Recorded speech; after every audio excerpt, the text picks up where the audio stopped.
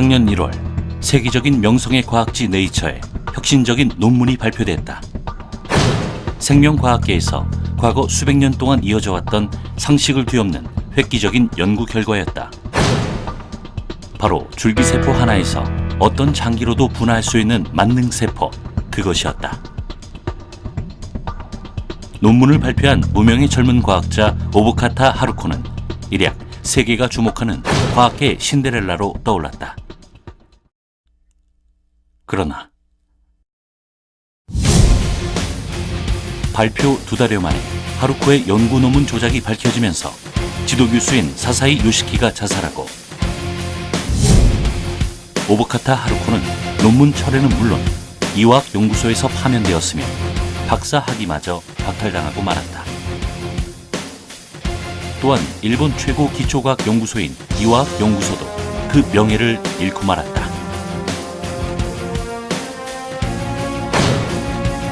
연구자 단 한 사람의 부정행위가 자신의 몰락, 학계의 불신은 물론 엄청난 사회적 파장을 불러일으키는 것을 우리는 수없이 목격해왔다. 특히 이제 이공계 연구 같은 경우는 이제 우리 국민의 피땀 어린 그 세금으로 조성된 이제 연구비이기 때문에 그 연구 결과를 조작했다는 것은 우리 사회, 그러니까 학계에서도 용납할 수 없는 상황이고 우리 그 사회에서도 이제 용납하기 어려운 이제 그런 상황이라고 생각이 듭니다. 끊이지 않는 연구 부정. 대체 연구 부정은 왜 근절되지 않는 것일까? 나아가 부정이 없는 참된 연구는 과연 어떻게 지켜질 것일까?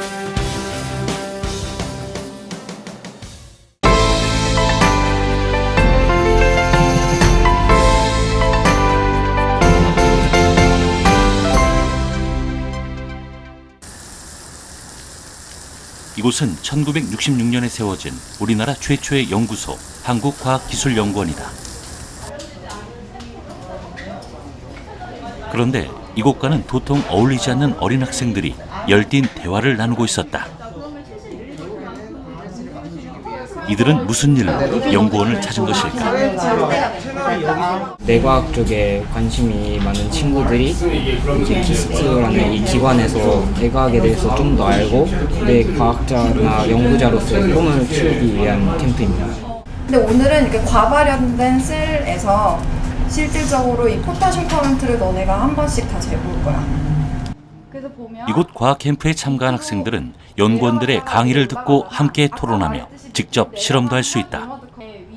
이 수업은 연구 현장에서 실제로 이루어지는 최신 연구를 가감없이 학생들에게 가르치는 시간이다. 아직 고등학생인 아이들에겐 너무 어렵지 않을까? 포타슘 채널의 존재가 하는 게 에스트로사이트의 특성 중에서 이온을 받아들여가지고 좀 퍼뜨리는 역할을 하잖아요. 그래서 가지고 있는 건데 얘가 액션 포텐셜을 만드는 세포는 아니잖아요. 어떻게 근데 볼티지 클램핑을 하느냐? 네.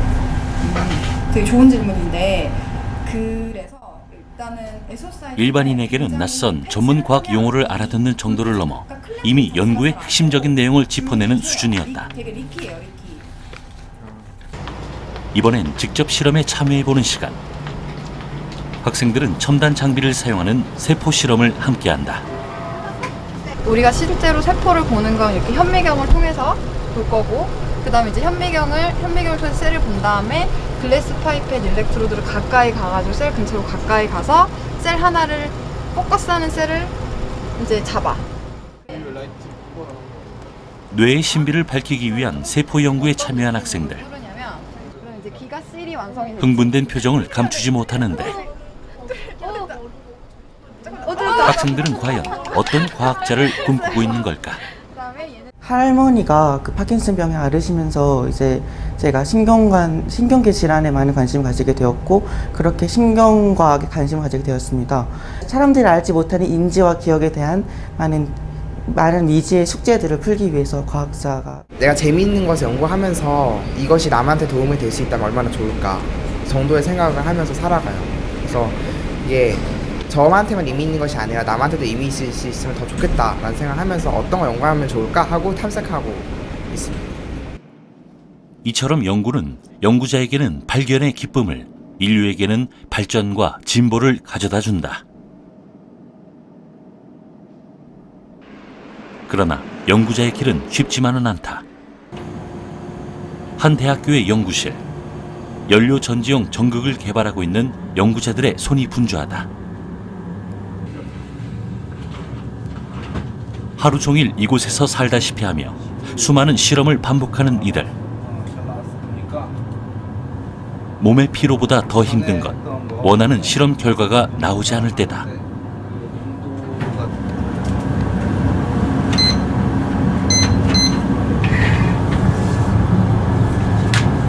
그런데 얘네는 4개 정도는 잘 나온 것 같은데 얘가 좀 잘 안 나온 것 같아요.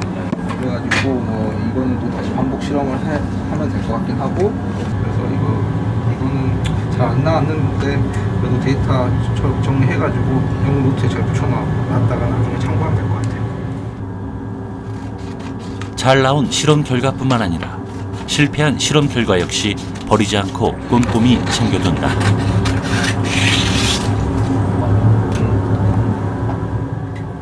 어쩌면 감추고 싶을지도 모를 실패한 결과까지 모두 이 연구 노트에 기록하게 되는데, 이제 이거는 연구를 하면은 바로 이제 그날 실험한 내용과 데이터들을 이제 작성해 놓는 연구 노트라고 하는 거예요. 방금 뭐를 기록하신 건가요?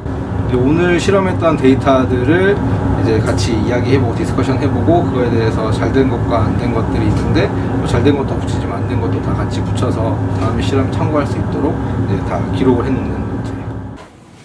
실험의 환경, 조건, 과정, 그리고 현상과 그 결과까지 이렇게 구체적으로 기록한 연구 노트를 가지고 혹여 잘못된 기록은 없는지 여러 번의 토의를 거친다. 이렇게 꼼꼼하게 연구하는 데에는 이유가 있다고 한다. 네, 저희가 한 번 실험한 결과를 가지고서 이것이 진짜 과학적 사실인지 아닌지에 대해서 확신을 할 수가 없습니다. 따라서 여러 번 실험을 진행을 해서 그 결과가 정말 그 균일한 동등한 결과가 나오는지 확인을 한 다음에 그 다른 과학자들과 특히 뭐 지도 교수님과 이렇게 토의를 하게 되는데, 그 전에 우리끼리 모여서 과학 공부하는 사람들끼리 모여서 이것이 정말 맞는 데이터인지 아닌지를 확인하는 과정을 거치고 있었습니다. 치밀하게 연구한 결과를 모은 뒤에는 반드시 거쳐야만 하는 단계가 있다. 바로 지도 교수에게 자신의 연구와 논문의 진행 상황을 보고하고 평가를 받는 것이다.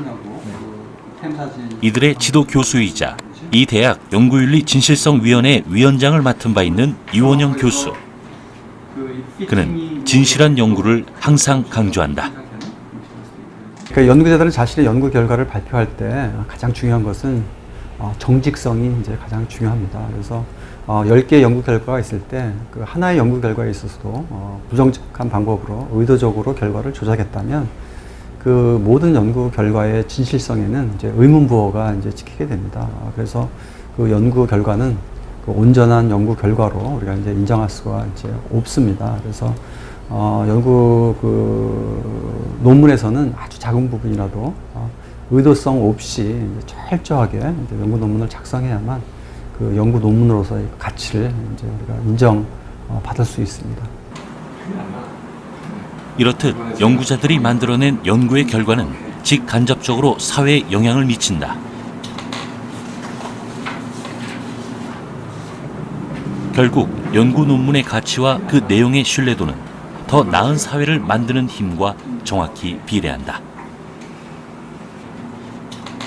이렇게 중요한 연구 논문을 모으고 모아 출판한 결과물이 바로 학술지이다. 과학기술 분야에서 학술지는 그 역사를 함께 해왔는데, 학술지의 탄생은 지금으로부터 약 350년 전으로 거슬러 올라간다. 영국 런던 왕립학회는 새로운 과학적 발견을 공유하고 지식을 교류하기 위해 최초의 학술지를 발간했다. 후속 연구자들은 학술지에 발표된 연구자들의 논문을 토대로 삼아 과학기술 연구를 계속 발전시켜왔다. 350년이 넘도록 명맥을 이어오고 있는 서구에 비해 비교적 짧은 연구 역사를 지닌 우리나라. 우리나라에도 국제적으로 인정받는 학술지가 있다. 안녕하세요. 바로 생화학 분자생물학회다. 아마 오늘 중에 한 편에 이곳의 편집장을 맡고 있는 가톨릭 의대 주대명 교수. 심사 의견이 아직까지 과거 인정받지 못했던 국내 학술지를 세계적인 수준에까지 끌어올린 장본인이다. 하셨기 때문에 네. 아직 1964년 창립호를 발간한 이 학회의 학술지 EMM은 피인용지수 3.0을 넘긴 국제적인 학술지이다. 우리 EMM이 피인용지수 3.0을 넘은 것은 금년이 처음으로 저희가 SCI에 편입된 지 13년 만의 일입니다. 네, 피인용지수가 3.0을 넘었다 하는 뜻은 결국 우리 EMM에 실린 논문들이 평균적으로 다른, 그러니까 SCI 저널에 발표된 논문에 3회 이상, 그러니까 인용됐다 하는 뜻입니다. EMM이 국제적인 명성과 신뢰를 얻기까지 많은 노력이 있어 왔다. 매월 약 17편의 논문이 EMM에 투고되는데 엄정한 심사를 통과한 논문은 오직 5편 정도밖에 되지 않는다. 논문 심사의 첫 번째 관문은 바로 표절 검색 시스템이다. 크로스책에서 그 수치가 30%가 넘어가게 되면 집중적으로 저희가 다시 한번 검토해 봅니다. 이 시스템은 다른 학술지에 발표된 논문들과 EMM에 투고된 논문의 유사도를 실시간으로 비교해서 보여주는데 유사도 수치가 높은 연구 논문일수록 EMM을 통해 발표될 가능성은 현격히 떨어진다. 뿐만 아니라 첫 번째 심사를 통과한 논문은 2번, 3번의 재심사를 거치게 되는데 해당 분야의 전문성을 가진 연구자의 심층 심사가 그 마지막이다. 하지만 이러한 신중한 심사에도 불구하고 수십 년간 쌓아온 학술지의 권위를 뒤흔들 뻔한 사건이 있었다. 네, 여기 있네요. 그때 논란이 됐던 논문이 2005년 10월에 발간된 잡지인데 황우석 사태로 온 나라가 시끄러웠던 2005년 황 교수의 공동 연구자가 EMM에 논문을 게재한 것이다. 여기에 나와 있는 그림 A와 B가 실은 같은 그림입니다. 이쪽 A 그림을 사실은 확대를 해서 B 그림을 만든 것입니다. 자칫 검찰 조사까지 받을 뻔했던 상황. 엄격한 심사를 거치는데 왜 이런 문제가 발생했을까? 학술지의 편집위원이나 심사위원은 그 논문이 얼마나 그 분야에 큰 파급 효과를 가지면 혹은 새로운 어떤 그 중요한 그러한 발견인가라는 사실에 주로 이제 치중해서 논문을 심사합니다. 즉, 학술지 본연의 임무는 연구 부정을 찾아내는 게 아니라는 뜻이다. 실제로 세계 3대 과학 잡지도 연구 부정 사건에 휘말리곤 하는데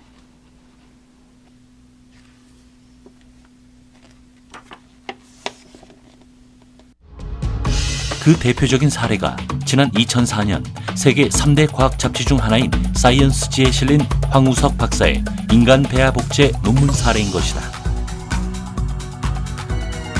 연구 윤리의 문제가 사회적 이슈로 제기된 지난 10년. 실제로 다양한 법적, 제도적 기반이 마련되었다. 그럼에도 불구하고 연구 부정 문제가 사라지지 않는 이유는 무엇일까? 구조적인 요인, 조직적인 요인, 문화적인 요인, 그리고 개인적인 요인입니다. 구조적인 요인이라고 하면 우리나라에 굉장히 만연해 있는 학벌이라든지 어떤 연구비 배분 같은 거의 문제, 조직적인 요인이라고 하면 대학이나 연구기관 안에서 이제 성과에 대한 압박, 이런 부분의 요인들.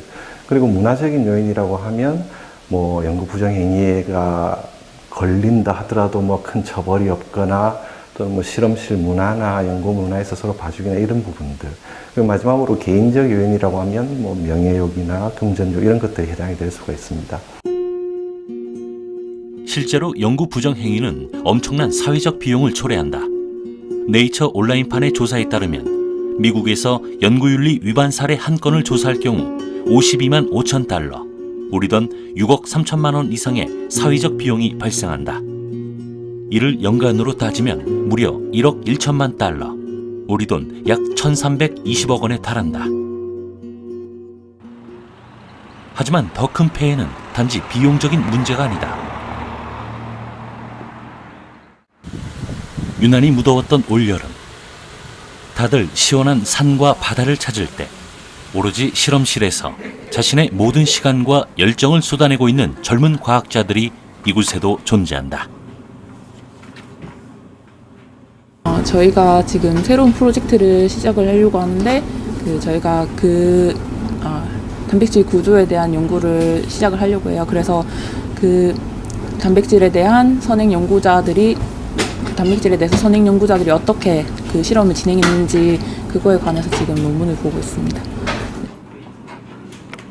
보통 영어로 된 논문 한 편을 읽는데 반나절에서 하루 이상이 소요된다. 세세한 데이터 하나까지도 철저히 이해해야 하기 때문이다.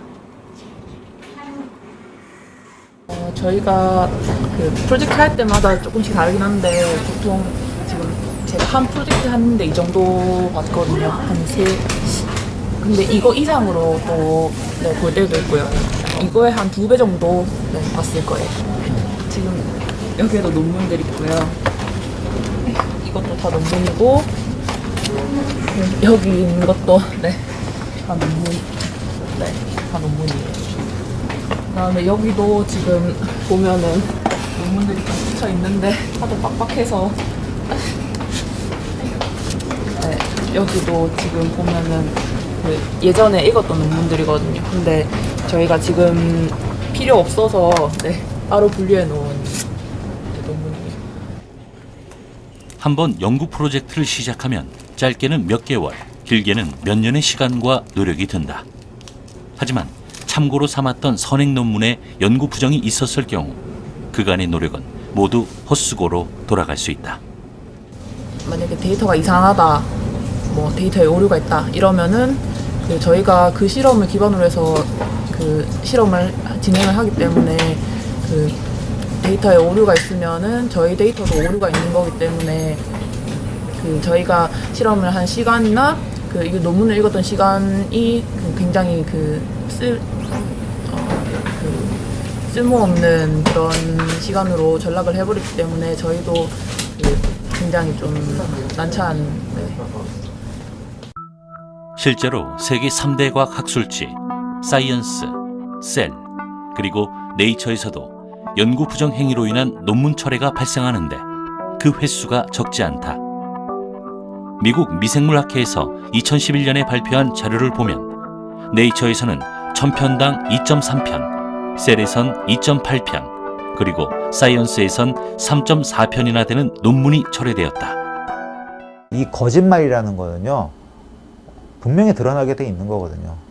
이걸 왜 그러냐 하면은 이 자기가 하는 일이 세상에 중요한 거라면은 자기만 관심 있는 게 아니거든요. 분명히 여러 사람이 관심을 가지고 하는데 자기가 조금 먼저 발표를 했어도 다른 사람이 비슷한 거를 해가지고 이게 반복이 되네 안 되네 금방 나오는 거거든요.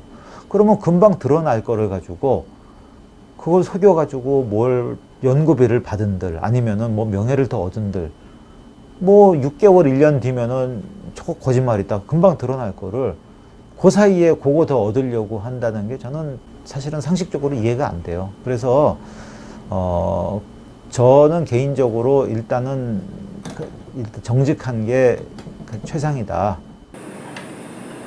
이곳 조윤재 교수의 연구실에서 9년째 석박사 통합 과정을 밟고 있는 김진석 씨. 남보다 2년 넘게 졸업이 늦어졌다. 네, 이게 제가 지난 3년간 연구를 했던 그 연구 노트입니다. 3년간 밤낮 없이 매달려왔던 연구의 결과가 결국 나오지 않자 그는 해당 프로젝트를 접어야 했다. 같이 연구하던 동료들이 졸업을 할 때 그는 새로운 연구를 처음부터 다시 시작해야 했다. 지난 3년간의 노력이 모두 수포로 돌아갔고 학생으로서 자신의 진로도 고민해야 했지만 그는 연구자로서의 소신을 잃지 않았다. 어쨌든 과학은 순수한 거기 때문에요. 그리고 저희가 그런 과학의 체계나 이런 것들이 그렇게 허술하게끔 되어 있지는 않다고 생각을 해요. 그러니까 저희가 조작을 했었을 때는 어찌됐든 나중에라도 그거는 밝혀질 사안이었다라고 생각을 합니다. 그러니까 그러한 검증 체계가 과학에서는 그런 게 잘 갖춰져 있겠다는 생각이 들고요.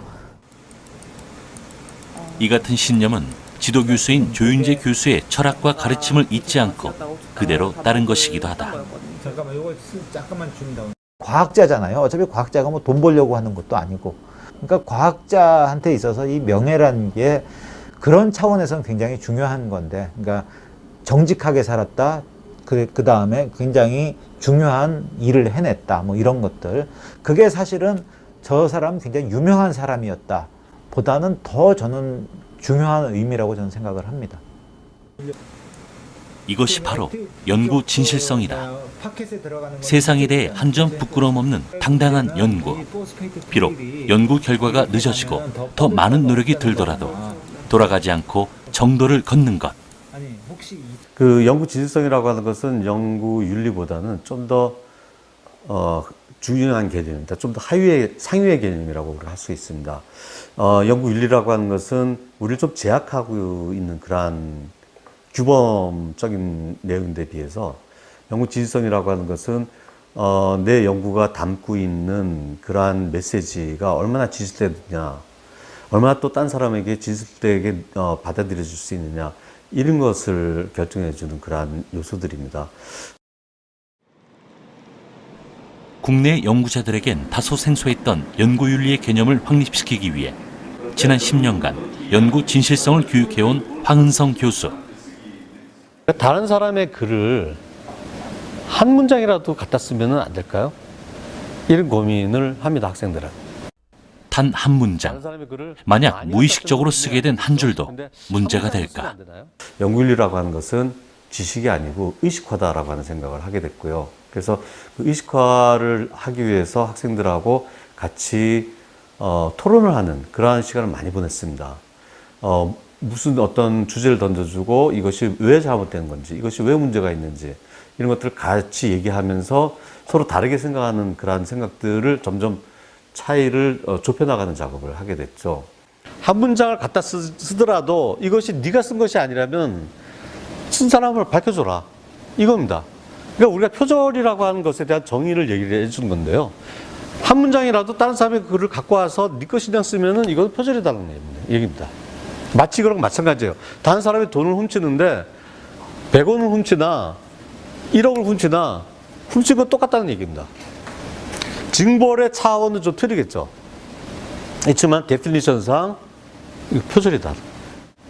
다른 논문을 많이 읽고 그 다음에 제 아이디어를 만들어내는 과정이 있기 때문에 그 과정에서 내 아이디어가 아닌데 내 아이디어로 착각할 수 있는 경우가 굉장히 많거든요. 그거를 예민하게 봐야 되고 어느 부분까지가 다른 사람의 아이디어고 이 부분은 이렇게 다르기 때문에 나의 아이디어라는 거를 정확하게 말을 해줘야 되는 게 중요하다고 저도 항상 생각은 했었는데 이번에 정리를 해주시니까 이렇게 보고를 하면은 그거에 대한 오해가 없고. 그렇다면 연구 진실성을 확립하기 위한 앞으로의 과제는 무엇일까? 사실 대학에서 연구윤리 문제는 어제 오늘의 문제가 아닙니다. 앞으로도 또 계속될 수 있는 그러한 문제이기도 하고, 그래서 저희 대학 연구윤리 협의회를 이제 발족을 계기로 해서 각 대학 간의 상호적인 유기적인 협력 체제를 좀 구축을 하고, 연구 부정을 걸러내기 위한 제도들이 오히려 창의적인 연구에 걸림돌이 되지 않도록 가장 이상적인 검증 시스템을 만드는 것. 그것이 이들의 과제이다. 대학마다 처하는 환경은 다르지만 어떤 비슷한 사안에 대해서 각각 다른 어떤 결론이 난다 그랬을 때 굉장히 좀 당혹스러운 부분이 있거든요. 근데 이런 협의회를 통해서 이렇게 각 그 대학의 담당자들이 서로 의견을 나누고 또 필요에 따라서는 어떤 같은 보조를 맞출 수도 있겠다 이런 좀 생각이 들어서 그런 부분에서 굉장히 유익했습니다. 지난 2007년부터 연구 진실성 검증의 실제적 문제와 해결 방안을 연구해온 박기범 박사. 그는 앞으로의 해결 방안을 이렇게 말한다.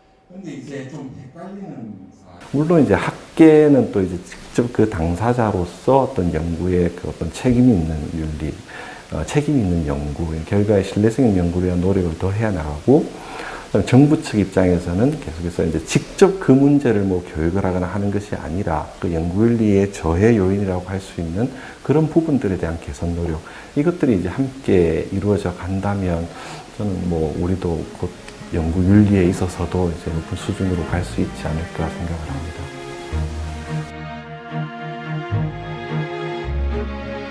우리나라 연구 역사는 아직 반세기밖에 되지 않았다.